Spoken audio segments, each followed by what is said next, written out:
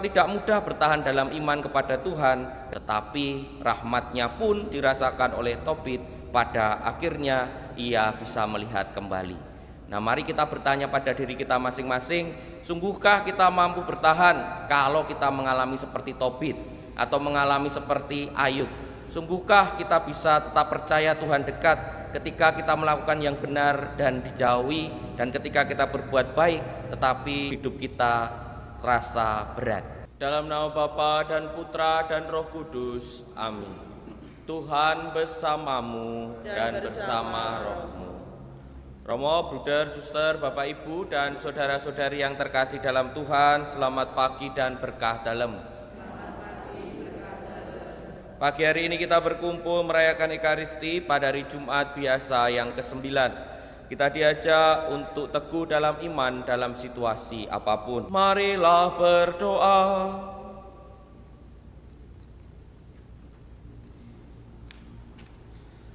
Allah Bapa, sumber kemurahan hati, sehatkanlah kiranya kebutaan kami. Ajarilah kami mengimani Yesus, Putra kesayangan-Mu, dan semoga kami Kau jadikan putra dan putrimu yang pantas. Demi Yesus Kristus, Putramu Tuhan dan pengantara kami, yang hidup dan berkuasa bersama Dikau dan Roh Kudus, Allah kini dan sepanjang segala masa. Amin. Bacaan dari kitab Tobit.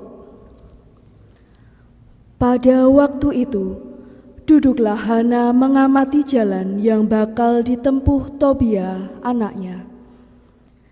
Ia telah mendapat firasat bahwa anaknya tengah datang.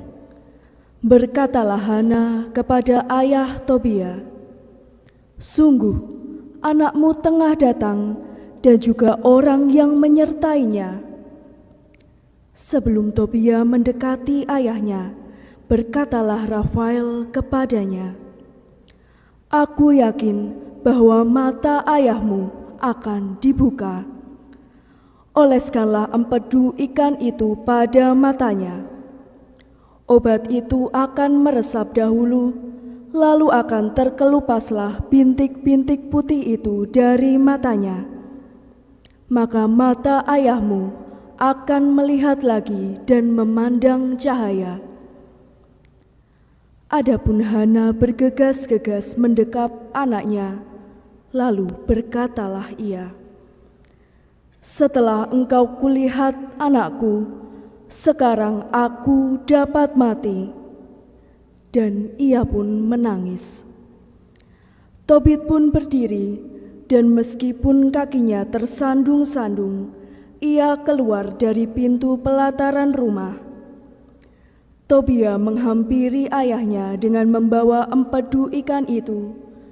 Lalu ditiupnya mata Tobit, ditopangnya ayahnya, dan kemudian berkatalah ia kepadanya, "Tabahkanlah hatimu, ayah." Kemudian obat itu dioleskannya pada mata Tobit dan dibiarkannya sebentar. Lalu dengan kedua belah tangan dikelupaskannya sesuatu dari ujung-ujung matanya. Maka Tobit mendekap Tobia sambil menangis.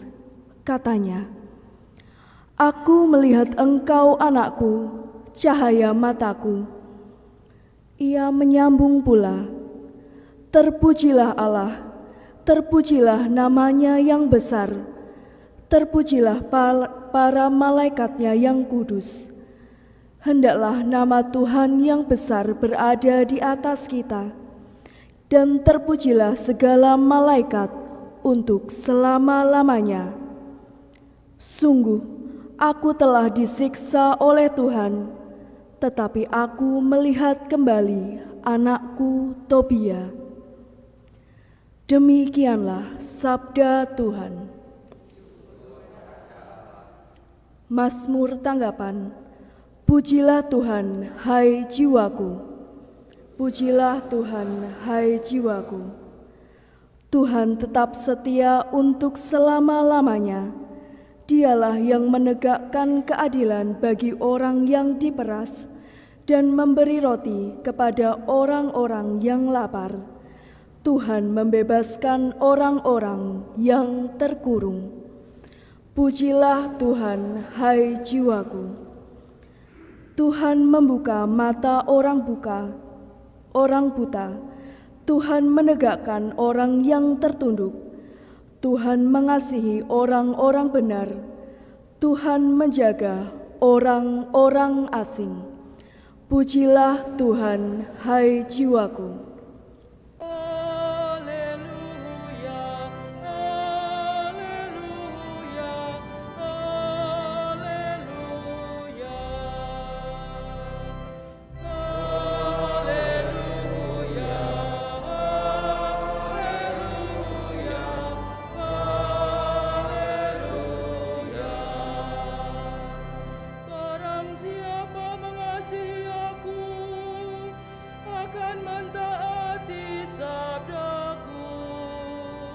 Bapakku akan mengasihi dia, dan kami akan datang kepadanya.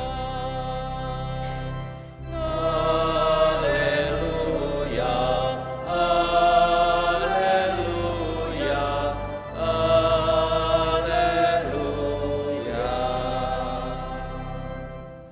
Tuhan bersamamu Dan bersama rohmu. Inilah Injil Yesus Kristus menurut Markus. Dimuliakanlah Tuhan. Pada suatu hari Yesus mengajar di bait Allah, katanya, bagaimana ahli-ahli Taurat dapat mengatakan bahwa Mesias itu putra Daud? Daud sendiri berkata dengan ilham Roh Kudus, Tuhan telah bersabda kepada Tuanku, duduklah di sisi kananku sampai musuh-musuhmu kutaruh di bawah kakimu. Jadi Daud sendiri menyebut dia tuannya, bagaimana mungkin sekaligus dia putranya. Orang yang besar jumlahnya mendengarkan Yesus penuh minat. Demikianlah Injil Tuhan, terpujilah Kristus. Romo, Bruder, Suster, Bapak, Ibu, dan saudara-saudari yang terkasih dalam Tuhan, kisah Tobit dalam bacaan pertama yang kita dengarkan selama beberapa hari ini bisa jadi adalah kisah kita bersama dalam kehidupan sekarang. Dalam kitab Perjanjian Lama yang isinya mirip dengan kitab Tobit itu ada kitab Ayub dan beberapa kitab yang lain. Mungkin nanti bisa dibaca dengan lengkap kitab Tobit yang masuk dalam Deuterokanonika itu, karena memang jarang dibaca. Kisahnya sederhana, mengisahkan soal Tobit dan Tobia, tetapi maknanya bisa menjadi makna yang dalam bagi kita semua. Kita tahu Tobit orang baik tapi menjadi buta karena tidak ada alasan apa-apa, tahu-tahu buta. Tetapi hari ini kita mendengarkan bagaimana Tobit yang walaupun mengalami penderitaan akibat kebutaannya, dia tetap setia kepada Tuhan, tetap tabah pada Tuhan. Ini sekaligus mengingatkan kita bahwa kita pun dalam zaman sekarang mungkin juga menemukan orang baik yang menderita, atau kita orang yang benar tetapi justru dibenci, atau kita juga mengalami sendiri bahwa ketika kita menjadi orang-orang yang sebenarnya baik tetapi kok uripe luwih rekoso atau hidupnya lebih berat daripada orang-orang yang mungkin belum terlalu menghayati imannya atau mungkin berbuat tidak baik. Kitab Tobit dan juga kitab Ayub membuat kita merefleksikan ini. Bagaimana kalau ketika kita mengalami hal seperti itu, kita bisa tetap setia, tetap kuat, tetap teguh dalam iman kepada Tuhan seperti Tobit dan Ayub. Memang tidak mudah, berat, seperti yang dikatakan oleh Tobit tadi, aku telah disiksa olehnya, tetapi aku telah disiksa oleh Tuhan, tetapi kini aku dikasihaninya, dan aku melihat kembali anakku Tobia. Memang tidak mudah bertahan dalam iman kepada Tuhan ketika mengalami penderitaan itu, tetapi rahmatnya pun dirasakan oleh Tobit. Pada akhirnya ia bisa melihat kembali. Nah, mari kita bertanya pada diri kita masing-masing, sungguhkah kita mampu bertahan kalau kita mengalami seperti Tobit atau mengalami seperti Ayub? Sungguhkah kita bisa tetap percaya Tuhan dekat ketika kita melakukan yang benar dan dijauhi, dan ketika kita berbuat baik tetapi justru hidup kita terasa berat? Mari menimba air kehidupan dari sumber-sumber keselamatan. Marilah berdoa. Allah Bapa Maha Mulia, kami mengucap syukur karena kami telah Kau angkat menjadi putra dan putrimu dalam Yesus Kristus. Semoga kami dapat hidup layak sebagai putra dan putrimu yang sejati dengan pengantaran Kristus Tuhan kami. Amin. Ya Allah Bapa yang Maha Kudus, kami bersyukur kehadirat-Mu karena Engkau telah mengaruniakan putramu Yesus Kristus kepada kami. Dialah Adam baru yang memulihkan persahabatan kami dengan Dikau. Ia menolong yang lemah dan menyelamatkan yang berdosa. Ia membawa damai sejati bagi kami dan membuat semakin banyak orang mengenal Engkau dan berani melaksanakan kehendak-Mu. Ia datang sebagai manusia biasa untuk melaksanakan rencana-Mu dan membukakan jalan keselamatan bagi kami. Pada akhir zaman, Ia akan datang lagi dengan semarak dan mulia untuk menyatakan kebahagiaan yang kami nantikan. Kami mohon kelimpahan rahmat-Mu, agar selama hidup di dunia ini, kami selalu siap siaga dan penuh harap menantikan kedatangan-Nya yang mulia, agar pada saat Ia datang nanti, kami Kau perkenankan ikut berbahagia bersama Dia dan seluruh umat kesayangan-Mu. Sebab Dialah Tuhan pengantara kami, kini dan sepanjang masa. Amin. Perawan Maria, Bunda Sakramen Maha Kudus, kemuliaan orang-orang Kristiani, sukacita seluruh gereja, dan harapan seluruh dunia, doakanlah kami. Kobarkanlah dalam diri semua orang beriman devosi yang hidup kepada Ekaristi Maha Kudus, sehingga mereka semua menjadi pantas untuk menerima komuni suci setiap hari. Doakanlah kami ya Santa Perawan tak bernoda yang telah diangkat ke surga, Bunda Sakramen Maha Kudus, agar kerajaan Ekaristi Yesus Kristus tinggal di antara kita. Mari kita puji Kristus, Sang Penebus dunia yang sudah korbankan diri agar kita bahagia. Tubuh dan darah sucinya diserahkan untuk kita. Sakramen yang Maha Kudus, tanda cinta kasih-Nya, dalam rupa roti anggur, Kristus berikan dirinya, supaya satu dengannya kita pun saling cinta.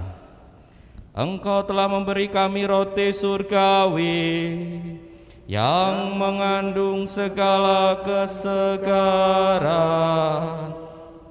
Marilah berdoa. Allah Bapa Maha Kasih, dalam sakramen-Mu kami dipersatukan dengan Dikau.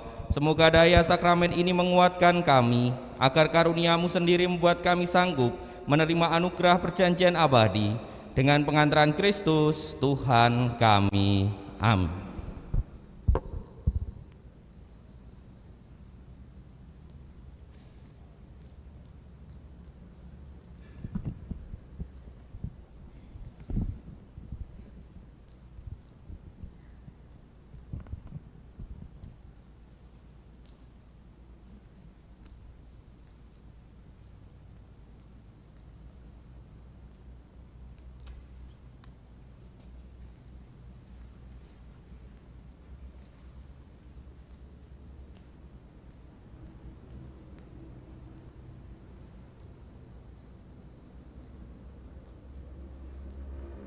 Berkat Tuhan melimpah kepada kita semua, Bapa, Putra, dan Roh Kudus.